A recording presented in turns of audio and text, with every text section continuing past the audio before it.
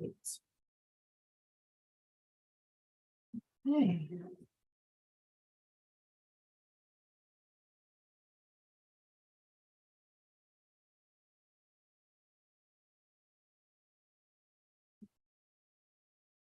We'll be starting in a few seconds.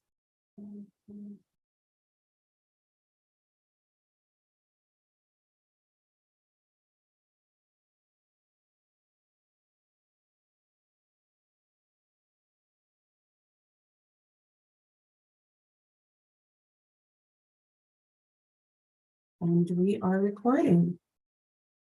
Thank you, everyone. Welcome. Welcome to the Brooklyn Community Meeting with the NYCHA Federal Monitor. On behalf of Bart Swartz and the Federal Monitor team, let me express how our thanks to you for joining us. My name is Floretta Hudson, and I'm pleased to be your moderator for tonight. I'm excited because this is our first virtual community meeting of the year. And we are thrilled that Brooklyn residents are tonight's VIPs.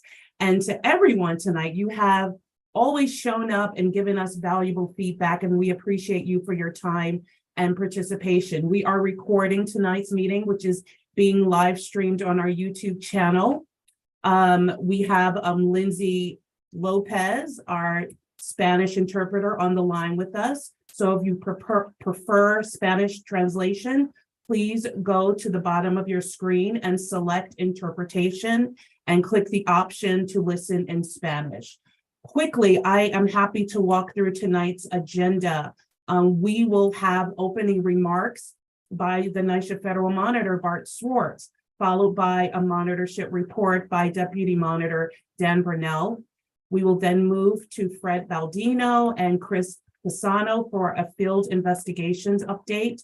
Then move to the most important session of the meeting, our Q&A discussion, starting with Brooklyn residents and then all boroughs. We encourage you to use the chat feature to tell us if you would like to speak to the Federal Monitor team. Patricia Gambale and Chase Stanford are behind the scenes waiting to respond to your chat messages. They'll get you lined up and ready to move into the meeting room where you can show your screen and speak to us. And finally, Bart will close us out with his closing remarks. So without further delay, let's get started with an icebreaker poll.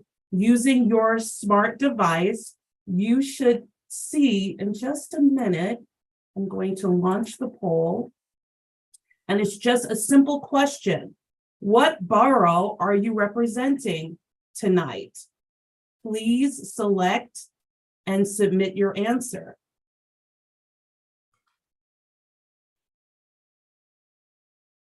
And I see Brooklyn is responding. Brooklyn is responding. This can't be. All of Brooklyn is responding. So right now, I might launch this later in the meeting, but right now we have 100% Brooklyn residents on the line. This is really cool. Well, it's so appropriate because you guys are first in line. So, but again, I might share that, might do that later on today. Yeah, 100%. This is great. So I'm going to stop sharing that. And I'm happy to introduce Bart Swartz for his opening remarks. Over to you, Bart. Thank you, Floretta. And having been born and raised in Brooklyn, having 100% Brooklyn, you couldn't do any better. And I try to vote, and I saw that panelists were not permitted to vote. But I'm delighted that we have a terrific turnout this evening.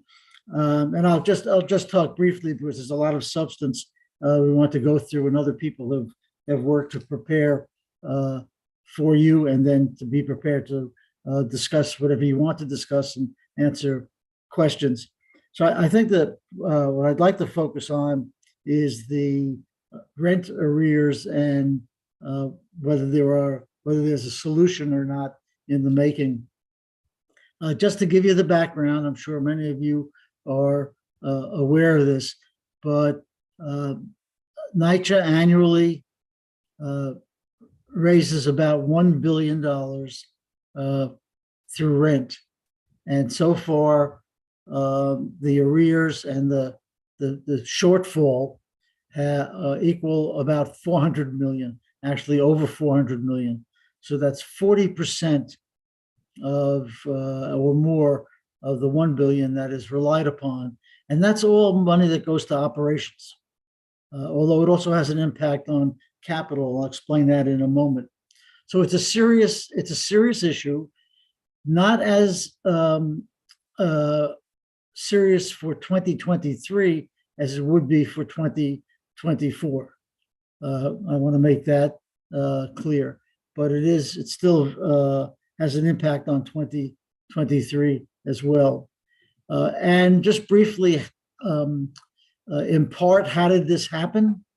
There are a lot of reasons, but many of you may not know the ERAP program, which is the Emergency Rent Assistance Program. It was composed of federal money that was given to each state, and then each state determined the priorities for distributing money to residents and tenants to prevent them from being evicted.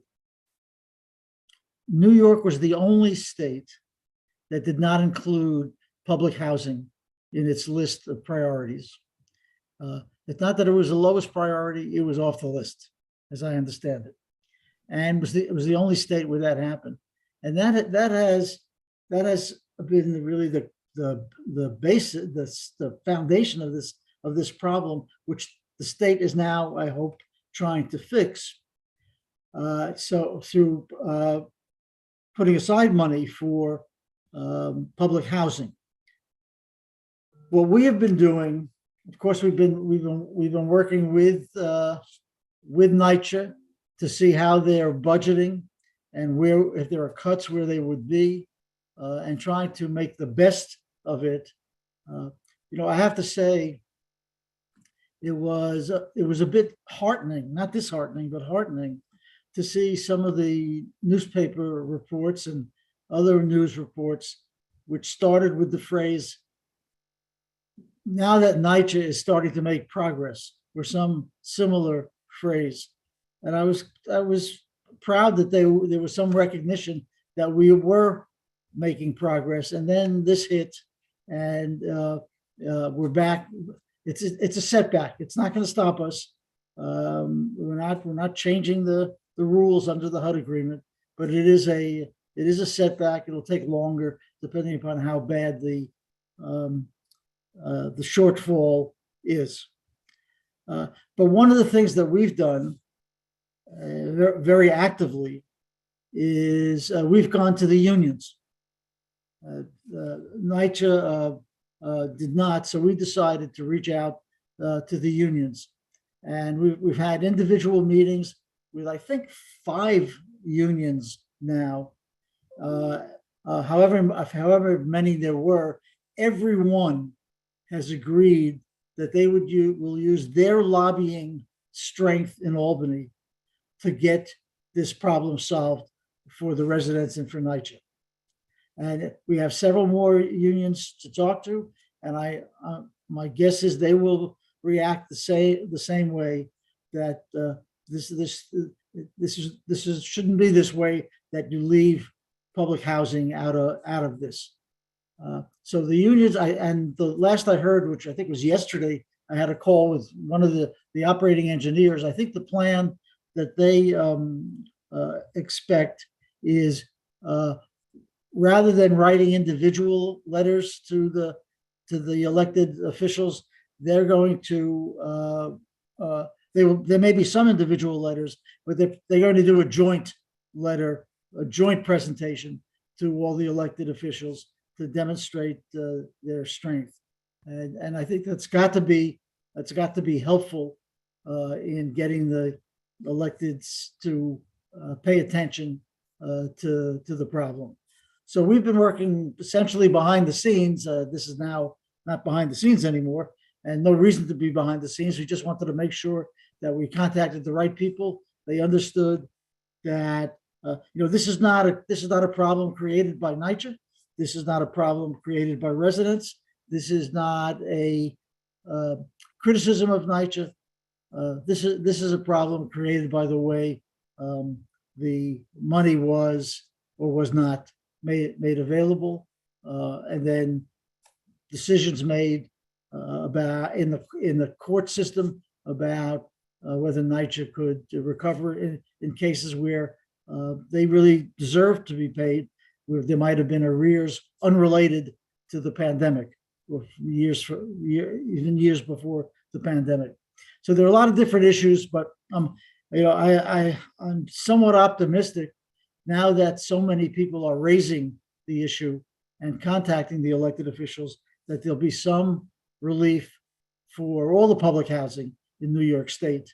And I assume the lion's share of the funding would go to NYCHA because they just tower over all the others in their size and complexity. So if you want to talk about that more in the question and answer session and so forth, be happy to do it. But at this point, I'd like to turn it over to Dan, I think. Is that right? Dan is, I think many of you know, is the deputy monitor. In addition to that, he heads the heat and the elevator pillars within the HUD agreement. So he has the best knowledge on those. And again, he'll be here for the question and answer session. So let me turn it over to Dan to give you an update generally, as Floretta mentioned, and then we'll move on from there, following the agenda that Floretta set out. Thanks, again, Bart. Yeah, thank you for being here, everyone. Yeah, thanks, Bart. Thanks, Floretta. Good evening, everyone. So last Wednesday, the Monitor released our 13th Monitor report. The report is available on the Monitor website, and I encourage each of you, if you haven't had a chance to read it, it's only 28, 29 pages, to go on to the website and read it. But I'm going to just quickly review. There were three main sections. The first section had to do with the Monitor's borough monitoring team, which is related to NYCHA's reorganization under what it is called the neighborhood model. The second is an update on heating, two parts to that. One is an update on the statistics through about halfway through the heating season. We're a little more than that now. And then the last part is on waste management services at NYCHA. So starting with the borough monitoring team, is Bart and others on the monitor team have been reporting at this and other meetings, really since the start of the monitorship. One of the main parts of the HUD agreement requires that NYCHA work with the monitor, with HUD and with the Southern District to restructure itself with the intention that it operate more effectively, that it meet agreement obligations. And of course, those agreement obligations are really focused around doing a better job in providing core services to residents: heating, elevator service, abating and repairing buildings related to lead-based paint, fixing mold and leaks, waste management and pest control, and then also things like FOS inspections, doing that more appropriately, and other things. And as I said, it also requires that NYCHA engage in this process of restructuring itself so that it operates more effectively. About a year and a half ago, as what NYCHA called the implementation plan was completed, the first section of that, the monitor team created a borough monitoring team, which goes out in the field. To date, the borough monitoring team has probably interviewed about 180, 190 staff at NYCHA, all the way from borough VPs to neighborhood administrators to property managers to development supers and assistant supers. And the main objective of the borough monitoring team is to really assess by talking to people in the field, people at the developments, and as I said, the neighborhoods and the boroughs, what's actually happening, what's working, what still needs to be done to complete the neighborhood model. And the borough monitoring team has provided, we just provided the 4th quarterly report, different than the monitor quarterly reports that I'm talking about. But this is a report that just goes to HUD, to NYCHA, of course, and to the Southern District about some of the findings. And the subject matter, it varies by quarter. In the last section, the last quarter that really started in December, the team focused on procurement at the developments, also focused on waste management and what's called budgeting, borough budgeting. And I think, as people know, because NYCHA has put quite a bit on their website, and we have, as I said, in various quarterly reports, the main objective or the main structure of the neighborhood model is to really decentralize and move more authority making and responsibility out to the boroughs, to the neighborhoods, and to the developments. In many ways, in my talking to people, especially people that have been around NYCHA for a long time, it's very similar to the way things used to be at NYCHA, where the developments had a lot more to say about how they were run, and it wasn't so centralized as it has become in the last 10, 15, or 20 years. So the big findings of the borough monitoring team to date are that while NYCHA has done a lot to move some of the pillar areas restructure them to make them more aligned with the neighborhood model, and they started with heat a little over a year ago. They've now included the elevator department and the pest control department, where NYCHA really needs to provide its staff, and in fact everyone, with more details, is with property management as a whole. And property management, of course, are the staffs at the developments in the neighborhoods, the caretakers, the maintenance workers, the managers like supers and assistant supers and the like. That the borough monitoring team, in their many interviews, really found that there's still a bit of unclarity, particularly with regard to roles and responsibilities at those levels. And of course, NYCHA isn't done with better defining and rolling out the neighborhood model. This is, I think, as Bart has indicated, NYCHA has a population. If NYCHA residents were pulled out from residents from the rest of New York, it would be just about as many as the city of Miami. It's very large. This process of rolling out the neighborhood model is an evolving one. It's going to take some time. And in fact, the very next thing that's happening, and I actually went to part of a meeting today, is that NYCHA and HUD, the Southern District, particularly on the monitor team, we have public housing experts, we have project managing experts that are part of the monitor team. And so the expectation is that a document that much better defines the neighborhood model is likely to come out in the next month and a half or so. And from there, the expectation is that the process of rolling it out will really pick up. The next thing, as I said, I wanted to talk about was heating. So with regard to heating statistics this year, there's been a pretty significant, a very much significant decrease in the number of outages so far this season.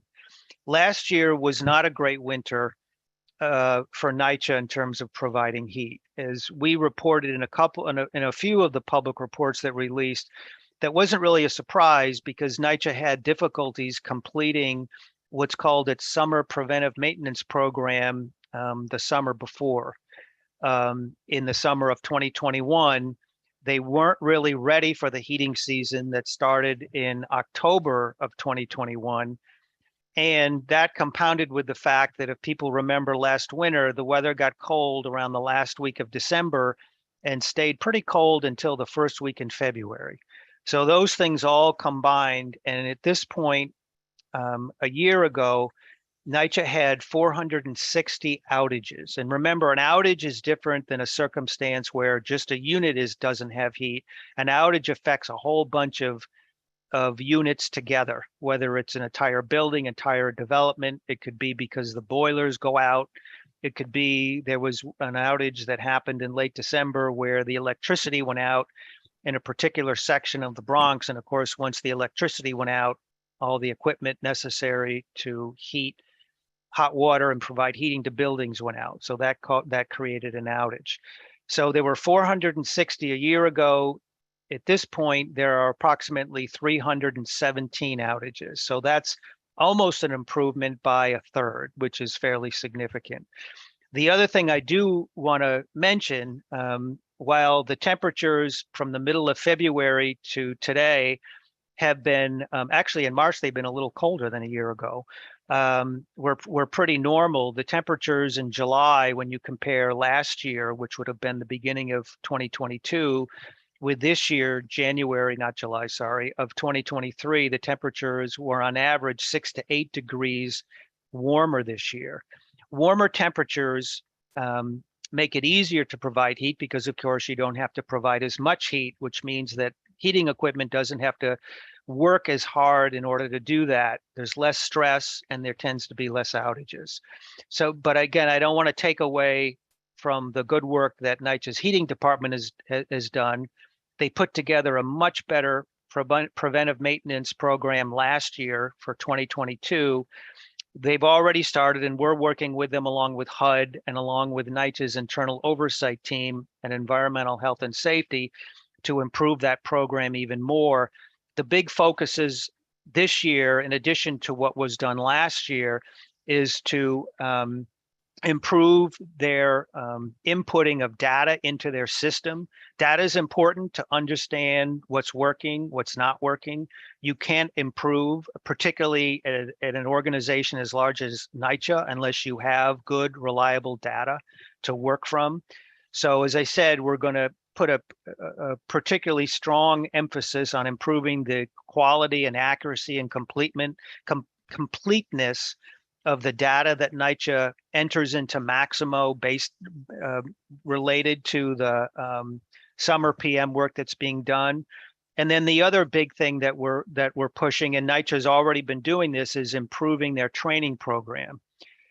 NYCHA is going to create what's called a heat lab, which will hopefully be ready by next summer, the summer of 2024, in which they're going to take the basement of one of their very large buildings in Long Island City, bring in various samples of heating equipment that they have, and have their own in-house, if you will, training course for its frontline staff, HPTs, and its managers, which is terrific.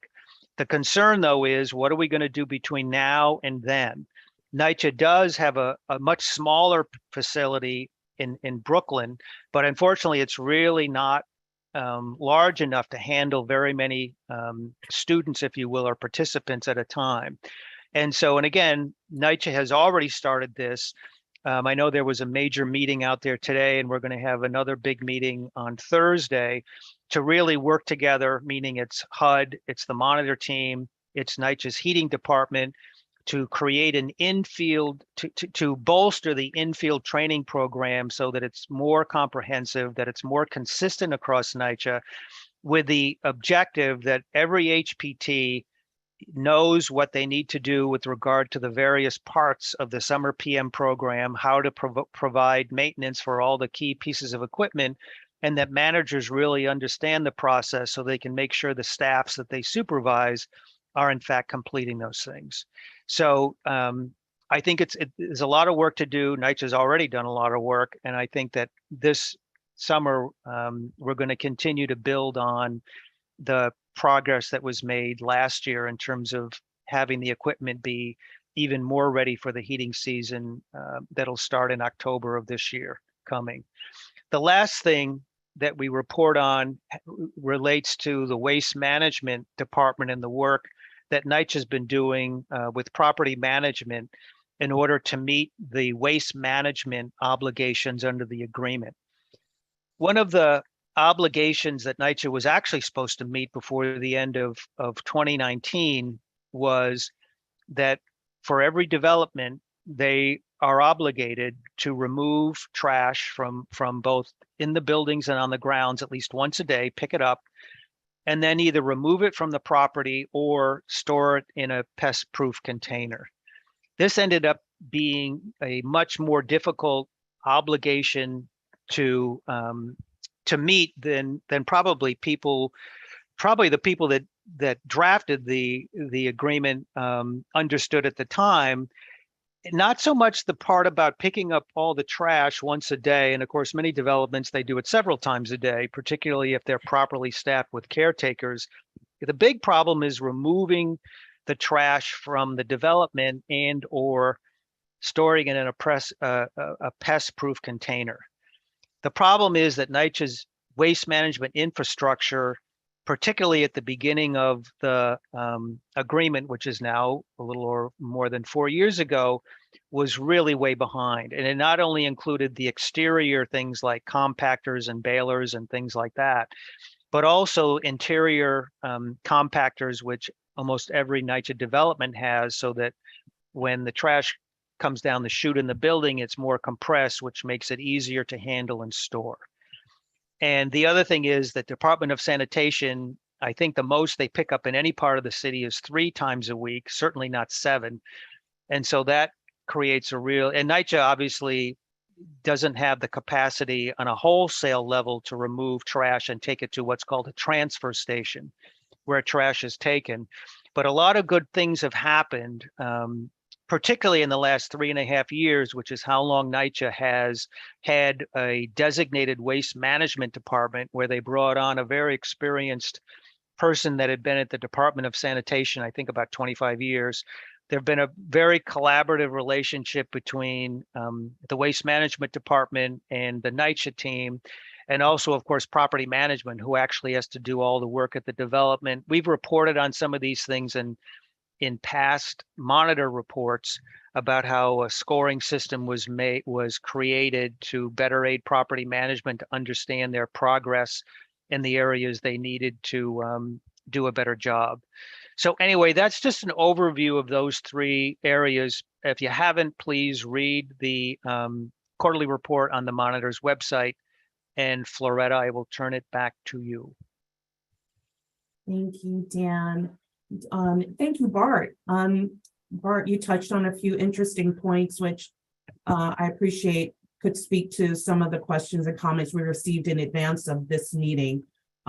Maybe comments from the residents tonight. Actually, I'm already seeing some of them in the chat. Will allow you to elaborate even more later in the agenda. And Dan, thank you for highlighting the latest quarterly report. I want to quickly show our attendees where to find this report.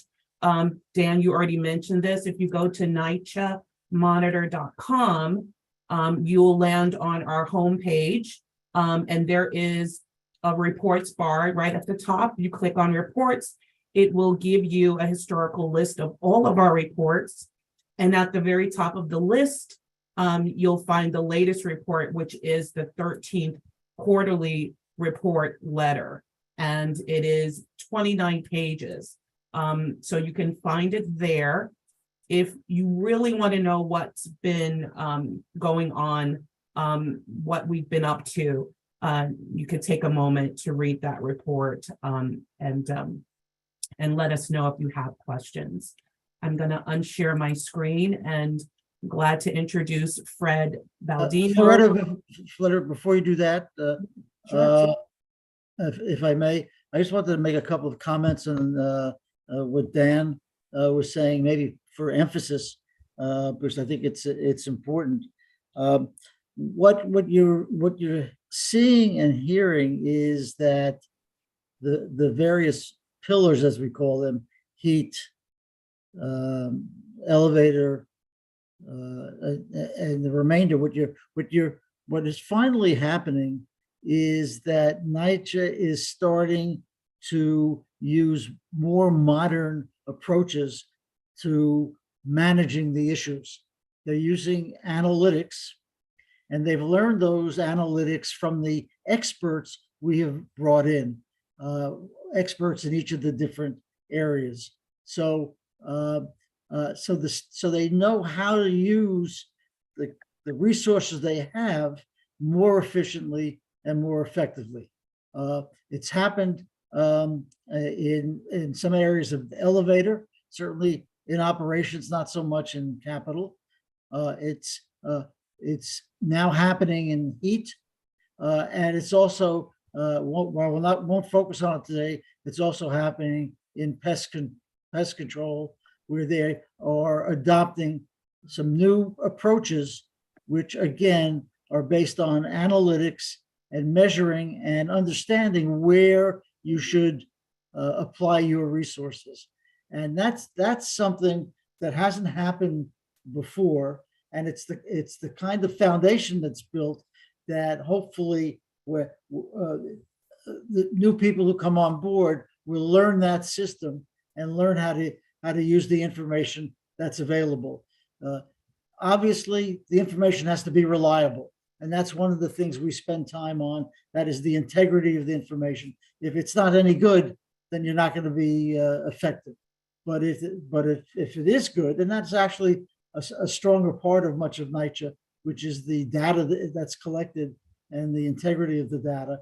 You take that data and figure out how better to repair elevators, how better to set up teams. Same for heat, and how better to keep track of what you did and what you didn't do. Dan was being very careful, but the reason 2022 was the worst winter for heat was in part because the heating department at NYCHA not only didn't finish it, they didn't know what they had done. The records were so difficult to follow that it was hard to understand what they'd even done. So you couldn't use your resources effectively. I think we're over that hump with the heat department. We didn't have that problem with elevators, and we're trying to teach that discipline to use that information effectively and to pay attention to the experts. That they don't know everything at NYCHA. They need to talk to people who have expertise, and there's much more of a willingness to do that, and that's why there are better systems in place. Thank you. Thank you, Bart. Thank you so much. I just wanted to do a quick pause to acknowledge that Alika Amper-Samuel is on the line. She's our regional administrator for HUD. Alika, I'm happy for you to give remarks or greetings, if you would like. Good evening, everyone. Just saying hello in the listening capacity to see how I can be helpful from HUD. But thank you so much, Bart and Dan and everyone. And good evening again. So just let me say that Alika has been helpful all along, and many of you know that Alika was head of the Public Housing Committee in the City Council and was very helpful to the monitor and working with her at that time, and continues to be in her position as the Regional 2 Director. So appreciate you being here, and thanks for all your help. Thank you, Alika. And I also want to acknowledge very quickly that we do have from the NYCHA Monitor team, our pillar leads on the line, just standing by to assist us with questions later on. I won't call you by name, but thank you for attending and just being on call for us tonight. And I also want to mention that Manoush Tabadajad is on the line as well. She's special counsel with NYCHA, and she has graciously joined us as well. So we just wanted to say thank you, Manoush, for joining. So we're going to hand it over to our field investigations update. Fred, the floor is yours. Thank you, Florida, and good evening. And I want to thank the Brooklyn participants for giving us the opportunity to showcase a very exceptional group that, which is part of the monitoring team. Myself and Chris Fasano, who is also on the call here, oversee a group of 12. We refer to them as the field examiner team. These are 12 people, highly experienced retired law enforcement, also with construction monitoring and OSHA certified backgrounds. And so all of those disciplines bear on with the type of work that we do. We're essentially the boots on the ground for the monitor overall. These are people that are assigned to various developments. They're embedded in the developments, and the idea is that they visit these developments on a routine basis. They interact with staff, residents, other stakeholders. They also develop source information, and essentially the information that we receive from the field is fed back to the pillars, because we support all the pillar activities, and it's that activity that we weigh in terms of how well NYCHA is proceeding with the agreement requirements across the board. We view the field examination as a critical part of the monitor work, because particularly now, because of all of the pillar action plans that are in place, we're out in the field on a daily basis examining how well NYCHA is performing in achieving those pillar action plans. And I'm sure perhaps many on the call from the Brooklyn community would have interacted already with a number of the field investigators that are out there. And I just wanted to mention that, our primary objective is identifying and ensuring NYCHA addresses systemic problems that impact on the quality of life for the residents. When we're out there, that's the piece that the field examiners take to heart, and they really make an effort to look out for the residents. Aside from that, there's an underpinning approach that we take out there, as I mentioned, with our background.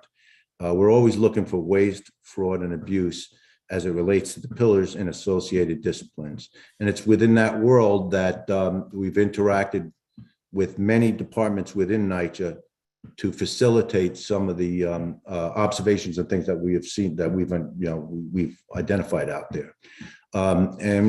Dan and Bart were talking earlier about the waste management department. And that's one department that we have fed a multitude of information from the field.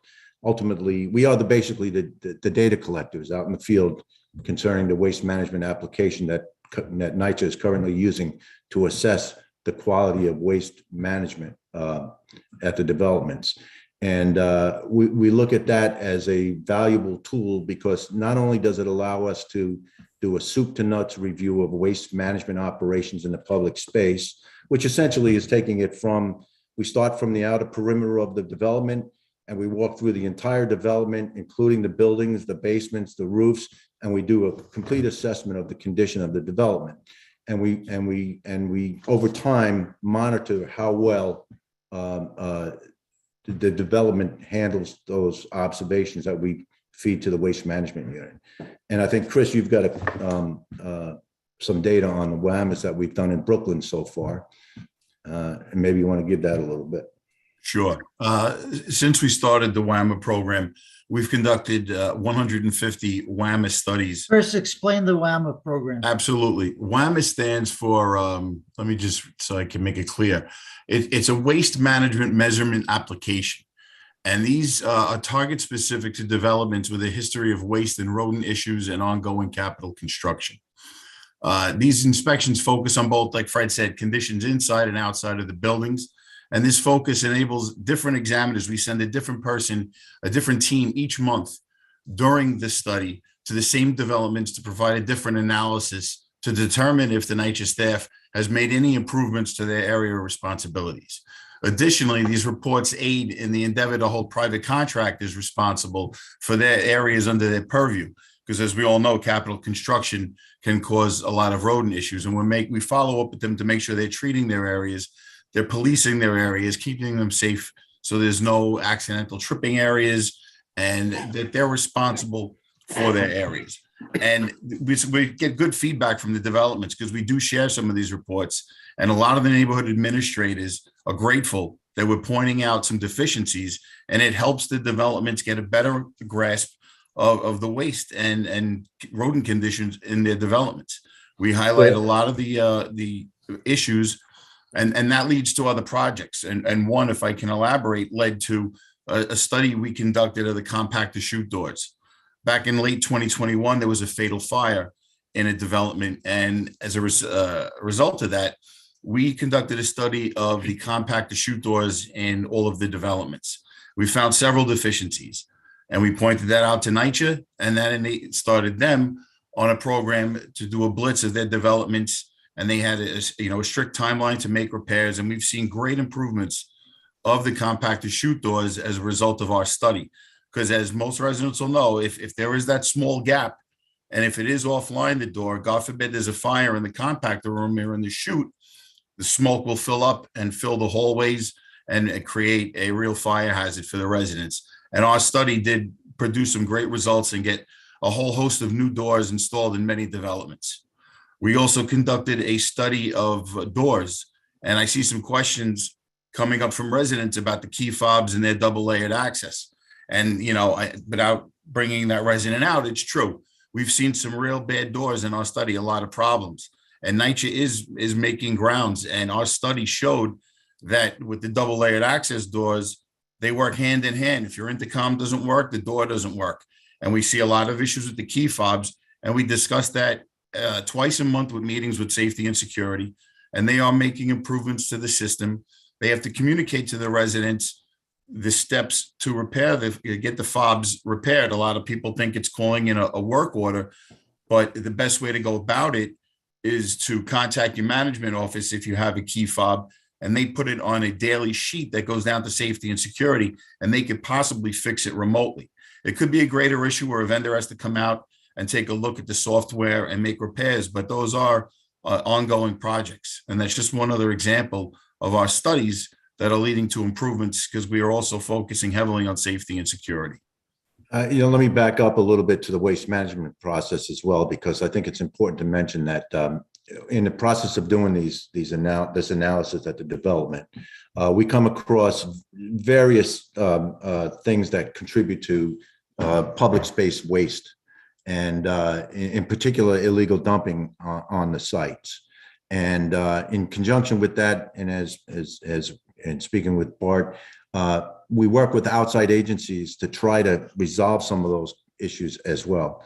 And in particular, we're working currently with we will be meeting and working further with the Department of Sanitation to address the illegal dumping that's taking place. Because from our inquiries and from Bart's following up with the commissioner, one of the perceptions from sanitation is that residents are contributing to the waste illegal dumping there. But we've shown through our observations and our work out in the field and source debriefings that a lot of the illegal dumping is taking place by people off-site bringing material on-site because they think it's an easy way to dispose of some of the material. So that's just one area of us pooling our resources and our experience to try to address some of these issues. The second to that is obviously, and every borough I think comes across this, some shoddy work by vendors. And we focused on shoddy work. We focused on the vendors, and we've done some criminal referrals on some of the vendors that have been involved with some of the work that's out there. And we continue to monitor vendors as they do work in the field. So my point is this, that these field examiners, they're like general examination people. They're out there, so almost like intelligence officers, bringing intelligence information from the field, feeding it to the pillars and the pillar leads and the borough leads, so that we can create a comprehensive view of what's really happening between central office and the development staff. I think that's. We've prepared a. Right. I think No, this is really great, Frank. Fred, you're touching on so many areas that of interest to the residents, from security to pest, waste to, I mean, I think it's really important for our residents to know that we are in the and we are doing the work that helps to enable some better oversight. Bart, you have your hand up. I do. I wanted to add a couple of things, maybe highlight a couple. First of all, that this WAMA technology is something that the monitorship created and will be giving to NYCHA. It's the first time that NYCHA has a way to measure the quality of the work that's being done, the cleanliness of a development. There was no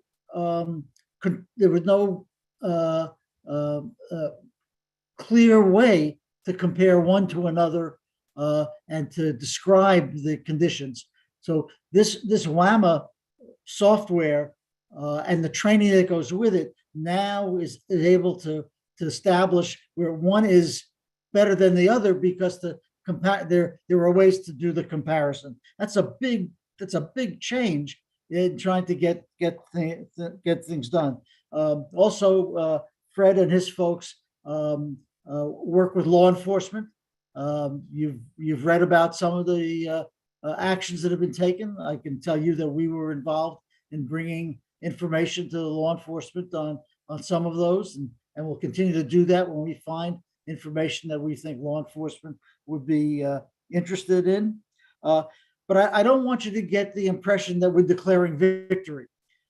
Victories at NYCHA come hard and long and slowly, but they do occur. And nobody's claiming that everything is clean and everything is perfect. That's not what we're trying to say, but we are trying to explain how it is we're trying to achieve the goals that are in the HUD agreement, which will provide a better place to live. I also would like to say that even during COVID, Fred, Chris, and their colleagues, they were out at the developments throughout COVID. A number of them contracted COVID doing their jobs, but they came right back after they were better, and nobody refused to go out to the developments because of the COVID. There's getting information at the ground level, talking to the residents. There's nothing better than that in trying to understand what the issues are. And as we've said on other occasions, while it's not our responsibility to work on individual apartments, we know that talking to someone about an individual problem can help lead us to what is a more general problem. So we'll always talk to you if you have an issue, even if it's with an individual problem. We're looking for those leads and ways to better the protocols that NYCHA follows. So I just want to thank Fred and his people, and I also want, as I said, we understand that succeeding in NYCHA takes time, takes energy, has disappointments, but we're keeping at it, and we're reporting to you as we go along. Thank you, Bart. Thank you, Bart. I think that was worth elaborating. Yeah, we wanted to make sure that we highlighted Fred and his field investigations and give him space to give us an update on just very important work. I do see that Asha Muldrow has joined us. She is our CAC lead, and she is part of the monitoring team. Asha, do you want to make a comment?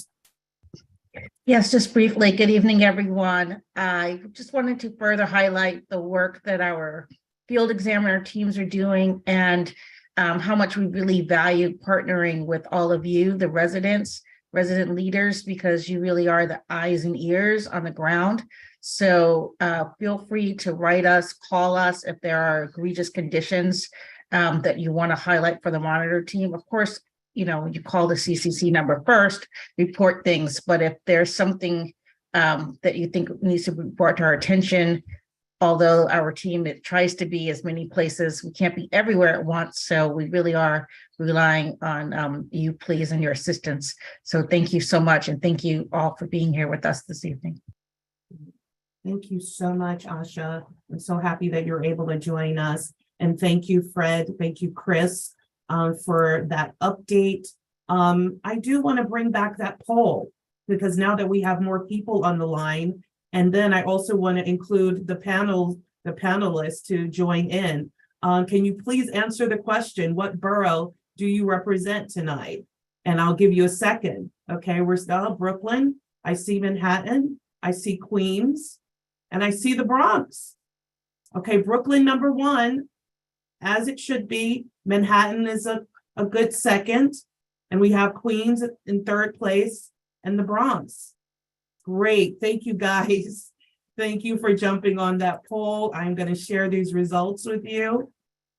And as we prepare for our important segment, and that is our Q&A with Brooklyn and all the boroughs, I just wanted to, hopefully you've been using the chat and raise hand feature to speak to Chase and Patricia.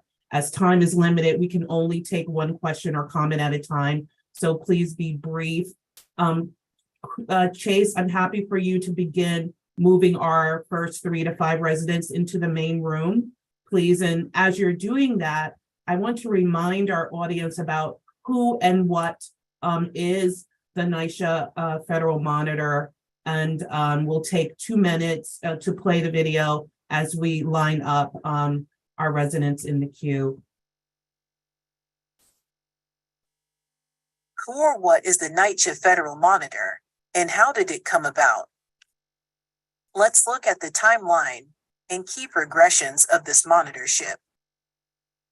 At the outcry of NYCHA residents, on June 11, 2018, the United States filed a complaint against NYCHA in the U.S. District Court for the Southern District of New York.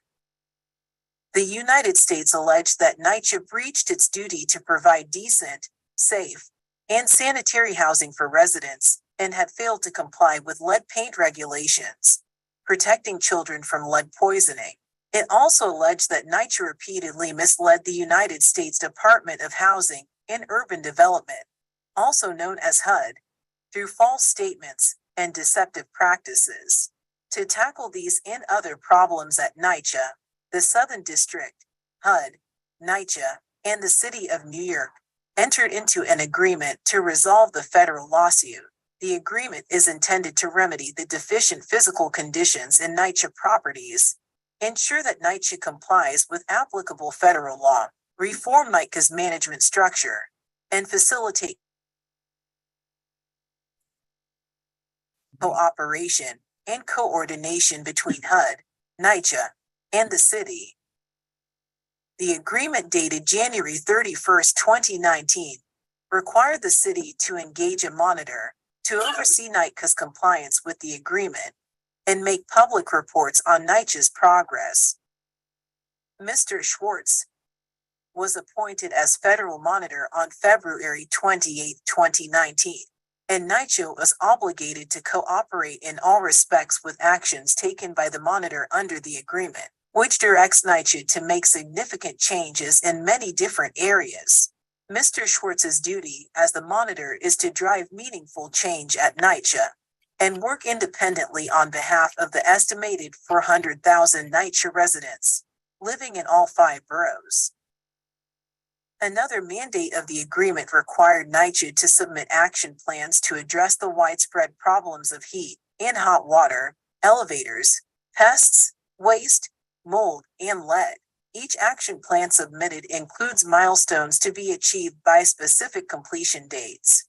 The monitor was mandated to approve or reject each action plan.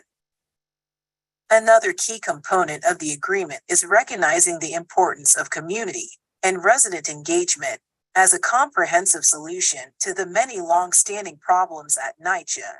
Accordingly, the monitor convened a Community Advisory Committee, also known as CAC, that meets every 2 months to solicit stakeholder input regarding the achievement of the agreement's purpose and establish additional procedures beyond the CAC for communication with those stakeholders. The monitor engages with NYCHA resident groups, city agencies, and elected officials to share solutions for matters related to the agreement. Under the agreement, the monitor is not responsible for the day-to-day operations of NYCHA. However, we have not ignored individual complaints when they have been brought to our attention, because these individual complaints may indicate larger problems. In conclusion, the monitor, along with an experienced team of diverse backgrounds and talents, is committed to the work to turn around performance in the near term and to craft a comprehensive plan for lasting success for NYCHA residents.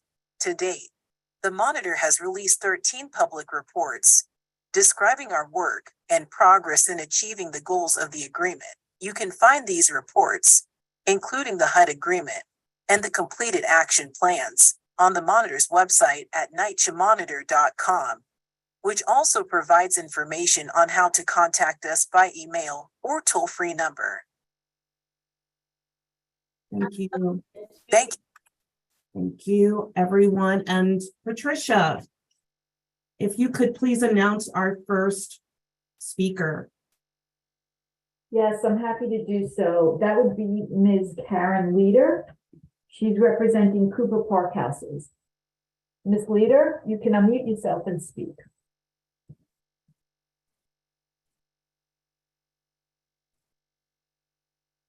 And Patricia, I don't see Ms. Leader in the room. Okay, let's see if we can. It looks like she may have left the meeting here. Okay. Are we able to call the next person and we will sort on getting Ms. Leader back on the line? Sure. Our next Brooklyn representative is Ms. Navarro. She is with Gravesend Houses. She has a board member with her as well, Ms. Ann Valdez. Ms. Navarro? Hello, good evening. Okay, I'm having an issue here with the boilers. We have new boilers, and I want to know why they're having such a hard time to connect the new boilers. Last week, we were 2 days without no hot water in the whole development. And then it comes and it goes. It's ridiculous. Miss Navarro, if I can, what development are you at? At Gravesend Houses in Coney Island. Okay. So we'll have someone go out there, and I'll also make inquiries of the heat department. If you would like, although your name is familiar, so my guess is, Floretta, that we have Miss Navarro's contact information. You're on mute, Floretta. We do. Yeah, so we'll go and do that, and then we'll get back to you. Okay. I know there have been issues at Gravesend this winter. I can't, as I sit here now, remember exactly what they are, but we have weekly meeting. Well, we have actually 2 meetings a week with the heat department, one of which is only on outages. So I know there have been issues at Gravesend, but I'll find out more specifically what the problems have been, and we'll get back to you. Just the one question, you're talking about new boilers, not mobile boilers, right? Temporary boilers right now, and we have the annex buildings also because we're under the resiliency program. Right. From Sandy, and also they have the new boilers and they're trying to switch us on to the new boilers, but they're having issues with it. If it's not the heat, it's the hot water. Okay. Or both at the same time. Okay. Ms. Navarro, we'll definitely follow up with you. I do appreciate you because you have been at several of our meetings, and we appreciate your time and participation. We will certainly follow up with you first thing. And thank you for joining. We have Andrea you could go ahead and unmute, Andrea, and you have the floor. Hi, this is Andrea Ferris. I'm the TA president, Park Lot Crown Heights in Brooklyn. We have, I have 8 buildings over here, and all of the buildings have infrastructure issues. People on the top floor, when it rains in their apartments, it rains in the hallways. I've sent them the management, explaining to them what's going on. Our compactors haven't worked in years. They closed them down, said they need to be fixed. No one's come out to fix them. And the issue with the doors, my building is the only door that everyone's doors are open.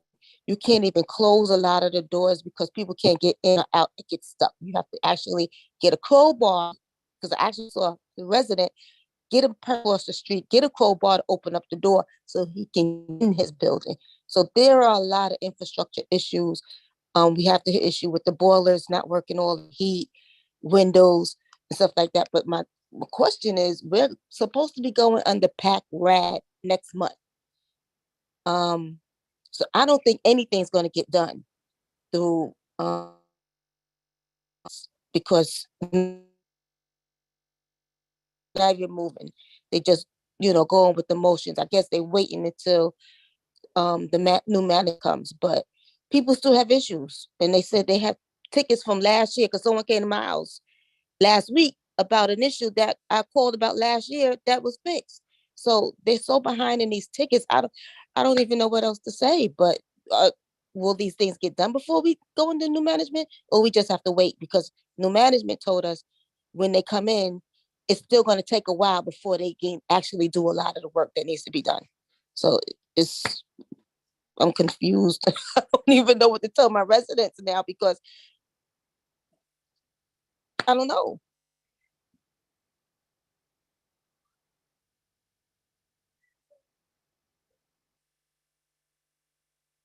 I'm happy. Sorry, I was on Go mute. ahead, Sorry. Bart.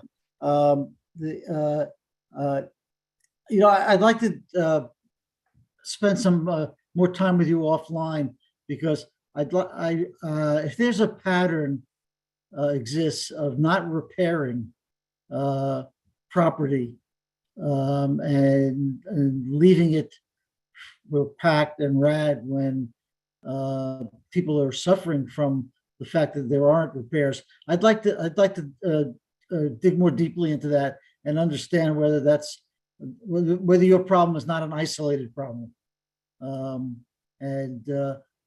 We'll have, not sure who's best on our team to start looking at that, but maybe it's we start with Dan, with Fred's folks and Bob Costello. And then let's compare it from development to development. Okay.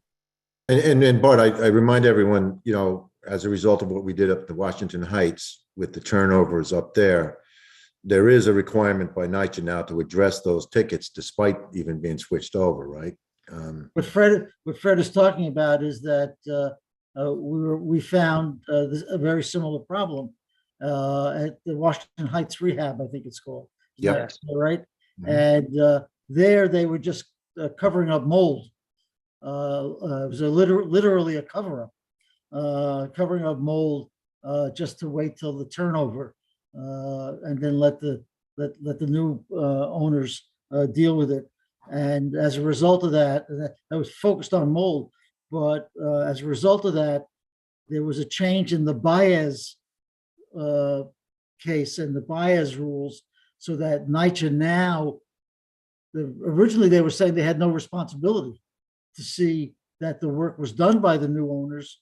Now they have agreed they do have responsibility, and we ought to see that they're fulfilling that. So it's something for us to look at, and we can do that under the HUD agreement, because they always relate to one of the pillars. Here it's heat, and another one it's mold, but we should be able to do it. Right.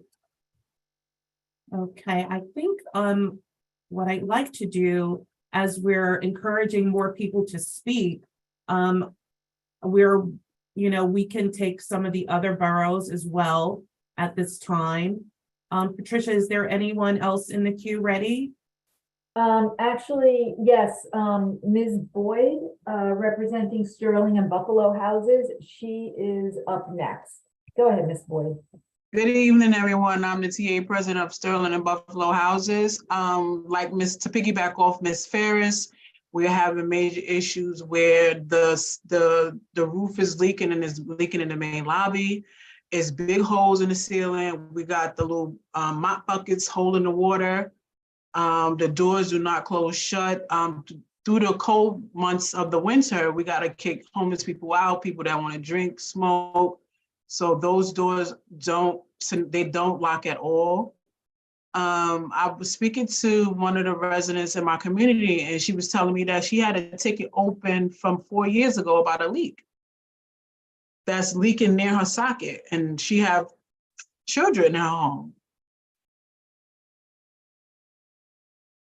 It's just unfortunately that we have to succumb to this and live amongst things like this. Like, animals shouldn't even live like this. It's not fair to us at all. And then we pay our rent monthly. So it's like, what are we actually paying for? Is yours a pack rad? Going pack rad? Yes, we're going on a Fairstead in 2 months. And I feel like with the transition under new management, housing is dragging their feet because now they exiting out, not so much exiting out, but someone else is coming in to pick up their lack of work. Mm-hmm. And the resident told me that housing told her that, oh, just wait till we go underneath new management and you get everything done. And for my buildings, we're not going into renovations until later this year, around the holidays. So you mean to tell me that she still have to live with this leak? It's not making any sense and it's not fair. Ms. Boyd, this is Chris Fasano from the field team. If you could give that information to Floretta, we will send someone out there. One of our team members was there in December, and we'll send them back to look into this matter. Okay. Yeah, meaning the resident with the leak. Okay. So we'll know exactly what unit, and who the resident is. Okay. And I've just launched someone we've gotten a few comments about Pack Rat and who's experiencing your issue and similar to your issue. So we can follow up. But there's a good 33% are seeing delays, those who are on the Pack Rat list. So we're definitely going to follow up with this for sure. Patricia, who's next, please? Thank you. Thank you, Ms. Boyd. Thank you so much. Yes, Ms. Crystal Glover from Washington Houses. Ms. Glover, can you unmute? Ms. Glover, I'm so glad that you joined us on tonight. What's your question or comment? Oh, there I go. Okay, hi. Hi. I was upgraded to panelist. Is that true? Yes, you were. I upgraded you to panelist. Okay, that's interesting. Because I'm always on the tenant side. I'm never on Yeah, well, I don't have enough time. I don't have enough time to go. Like Ms. Glover, so I don't have enough time to go into why I said that. And I hope I didn't offend anyone. No. I did give Bart. Bart gave me his number the meeting before last when I told him about the rat situation over here, Washington, in my building. Specific stuff. Tamika came. She asked to come. I didn't ask her to come. And then I find out that she's a member on CCOP, which they do absolutely nothing but protest about PAC, about Preservation Trust, RAD and PAC, and resident management. That's all they talk about. They don't talk about the TPA funds that every NYCHA development has, that if every NYCHA development, especially the tenant associations, if they go to TPA fund T, the letter T, PAF link, they will see at that link Tenant Participation Activity Fund link, the federal government HUD gives every NYCHA development what's called TPA funds, and we're talking millions. I think it's 2.2 sitting there, that tenant associations are not spending. Somebody give you $1 million, you're going to spend it. So I would like to know, why isn't, Mr. Bart Schwartz, why isn't the tenant associations spending that money? It's listed right at TPA fund link. You can Google it. All NYCHA people that are on this call, and see. My development has like $117,900 and so dollars. Why aren't we spending it? And a lot of the reasoning is that I don't know what the reasoning is. Tenant associations, if you're not going to do the job, how about you sit down and let someone else do it? Because some of us know a lot of information. I'm a former TA president. I hate to bring my mama up, but she was one in the 70s, which is funny because we didn't really need tenant associations in the 70s. Management kept the buildings clean. Management put your tail out if you was throwing stuff out the window, etc. Then crack came and that changed everything. So for those of you who are listening, you need to find out, you can even Google resident engagement, and it's all under that umbrella. Resident engagement, tenant associations, district council of presidents, what's some of the other stuff? Because what's happening now, and I appreciate you letting me speak, because Brooklyn's in the building. This is Brooklyn's time right now. This is about Brooklyn. I love Brooklyn because I love Brooklyn. I have resident family members that live in Brooklyn. Brooklyn are working class people. They're educated. A lot of the stars like Stephanie Mills and different ones come out of Brooklyn. So Brooklyn in the building, get what's yours. Because what's happening is if there's $2.2 million sitting there, that means resident engagement has not been doing their job. That means because they punch a clock and their job is to connect with resident associations. But one thing they say, well, we can't come to the developments and make the residents associations do their job. The residents have to pursue their tenant associations and let them know, yo, I heard we got this. Come out to the meetings. Don't sit back and say, well, I don't go because all they do is argue and that's outdated. I'm gonna say one more thing and I'm gonna shut up because I know you know how I am. I know, and I definitely want to get to an answer. I thank you so much. But can I say that one thing? Yes. And I forgot what it was. Really the bylaws. The bylaws for every NYCHA development was waived when the COVID thing hit, and we were told that they had to. So if you had membership only voting and so forth on your bylaws, that was waived, and anyone 18 years and over was allowed to vote. So you need to get on top of your business, your game, because we're being played in these developments, and I can go on and on. But thank you so much, Floretta. Thank you. Got the gist. Oh, you're very welcome. Mr. Schwartz, do you want to respond? Yeah, this is a problem we've heard about before. It's not within the HUD agreement, but we have talked to HUD about this.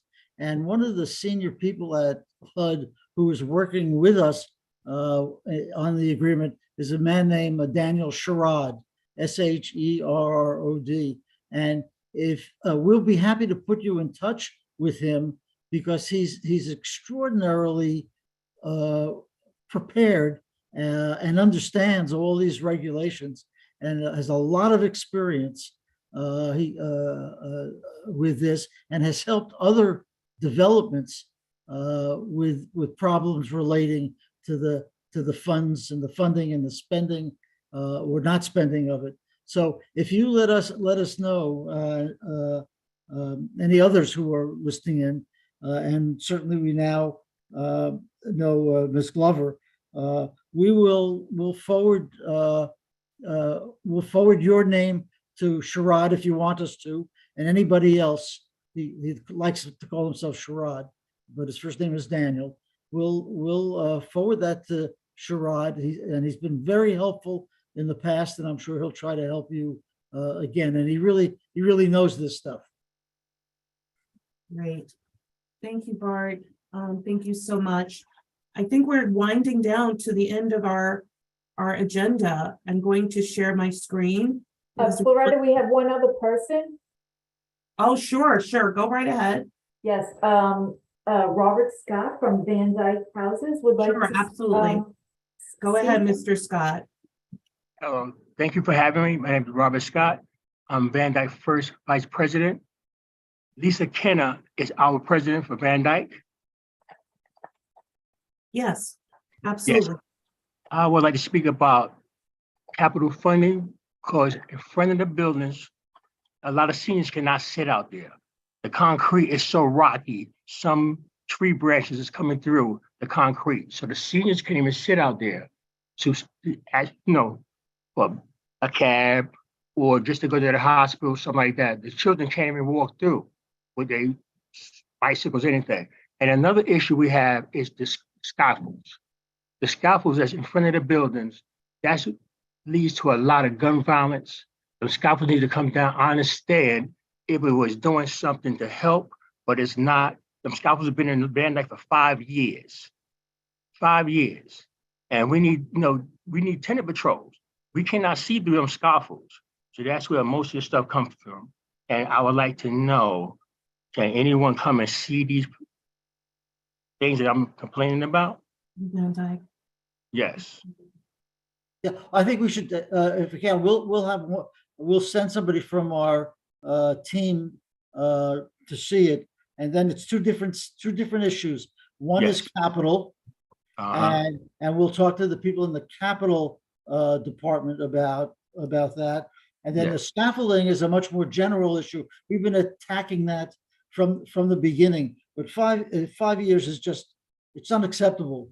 I know it's just a breeding ground for criminal and other activities. It blocks the light from getting into the apartments.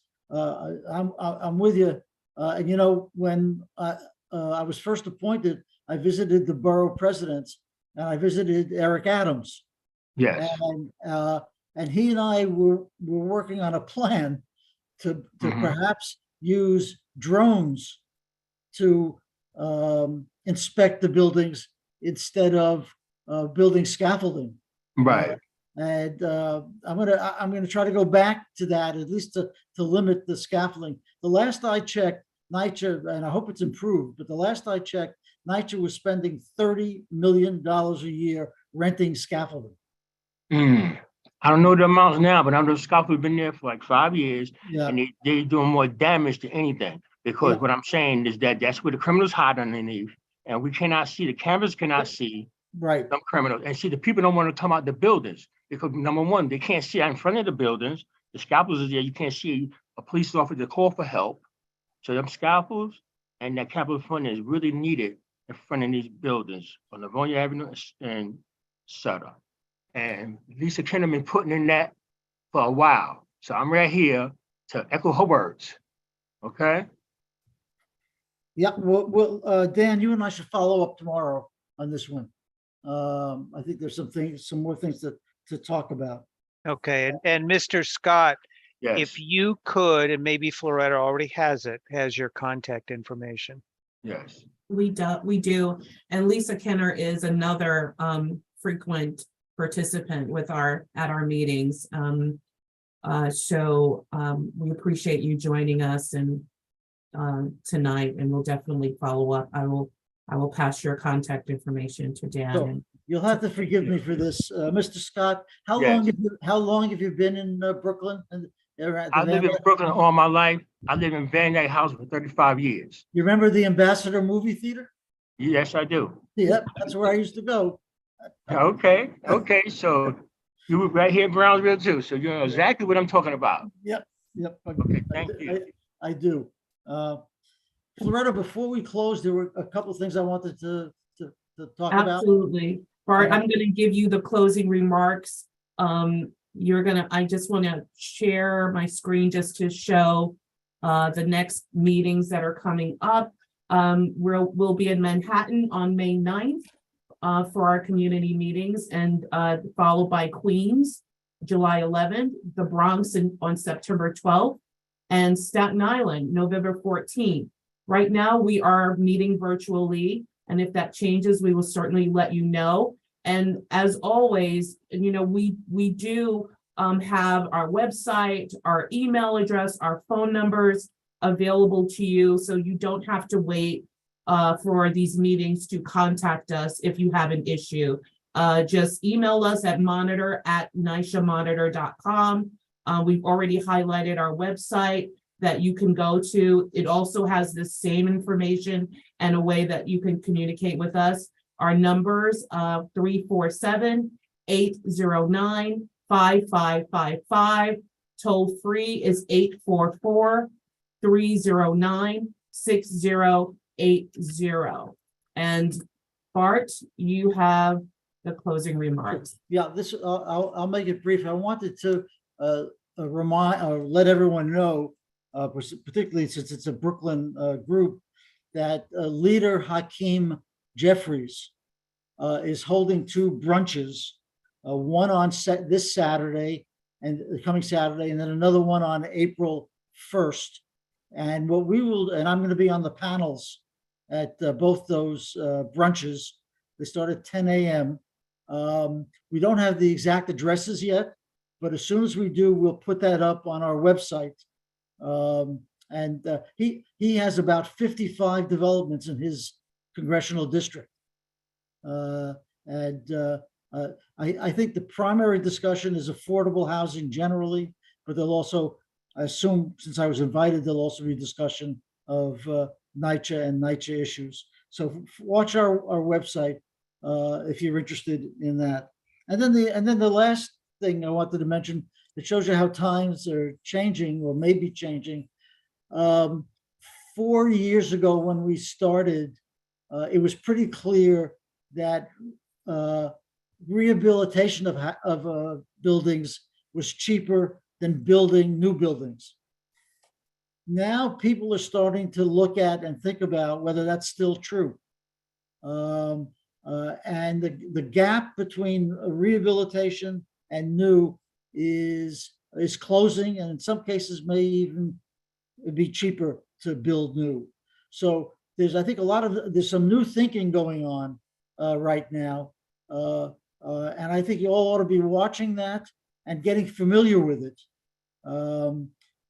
as to in what direction should NYCHA go. The fact is NYCHA has to go in a lot of different directions. No one way is going to solve all the problems. It could be PAC, could be RAD, could be the trust, could be new building. A whole series of things needs to be done, not just one. And many of those could be done simultaneously because it's different money. So keep an eye on that. All of us should as this goes forward. And so I just want to close then by saying thank you for participating, and reach out to us if you have something. Don't wait for another meeting or something like that. Thank you. Thank you, Bart, and thank you, everyone. Have a good night. Good night.